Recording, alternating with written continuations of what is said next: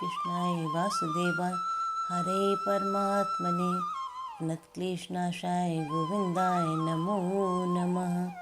आज मैं आपको पारिजात वृक्ष के महत्व के बारे में कहानी सुनाने जा रही हूँ। शास्त्रानुसार स्वर्गलोक या पृथ्वीलोक में पारिजात वृक्ष को सर्वोत्तम स्थान प्राप्त है। आयुर्वेद में पारिजात के वृक्ष को हरसिंगार कहा जाता है तथा हरसिंगार अर्थात पारिजात के फूलों का लक्ष्मी व शिव पूजन में अत्यधिक महत्व है। इस पेड़ के नीचे बैठने से पल भर में थकान उड़नछू हो जाती है।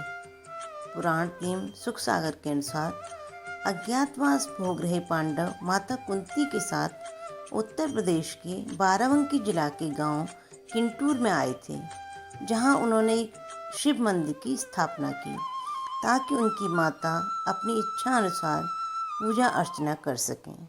श्री कृष्ण के आदेश पर कुंती हेतु पांडव सत्यभामा की वाटिका से पारिजात वृक्ष को ले आए थे, क्योंकि इस वृक्ष के पुष्पों से माता कुंती शिव पूजन करती थीं।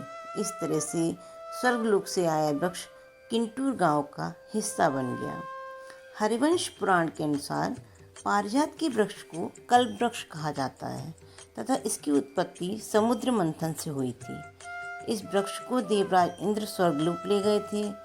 इसे छूने का अधिकार मात्र उर्वशी नामक अप्सरा को प्राप्त था, जिससे उर्वशी की सारी थकान दूर हो जाती थी।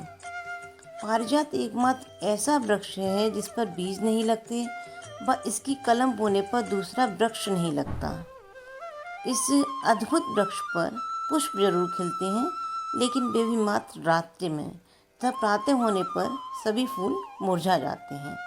इन फूलों को मूलतः लक्ष्मी पूजन हेतु उपयोग किया जाता है, परंतु मात्र उन्हीं फूलों को उपयोग में लाया जाता है जो स्वयं टूटकर गिरे हों। अतः शास्त्रों में पारिजात के फूल तोड़ना वर्जित कहा गया है।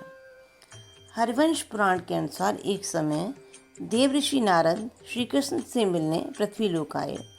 उस समय नारद के हाथों में पारिजात के फूल थे तथा नारद ने वे फूल श्री कृष्ण को भेंट किए। श्री कृष्ण ने वे फूल साथ में बैठी अपनी पत्नी रुक्मिणी को दे दिए, परंतु जब ये बात श्री कृष्ण की एक और पत्नी सत्यभामा को ज्ञात हुई तो वो क्रोधित हो उठी तथा श्री कृष्ण से अपनी वाटिका हेतु पारिजात वृक्ष की मांग की। श्री कृष्ण के समझाने पर भी सत्यभामा शांत नहीं हुई तथा अंत में सत्यभामा हट के सामने झुकते हुए श्री कृष्ण ने अपने एक दूत को स्वर्गलोक में पारिजात वृक्ष को लाने के लिए भेजा, पर उनकी ये मांग पर इंद्र ने इनकार कर दिया और वृक्ष नहीं दिया। जब इस बात का संदेश श्री कृष्ण तक पहुंचा तो वे रोष से भर गए और इंद्र पर आक्रमण कर दिया। युद्ध में श्री कृष्ण को विजयश्री प्राप्त हुई तथा श्री कृष्ण इंद्र को पराजित करके पारिजात वृक्ष ले आए। इंद्र ने क्रोध में आकर पारिजात के वृक्ष पर कभी भी फल न आने का श्राप दे दिया। इसी कारण पारिजात पर कभी भी फल नहीं उगते।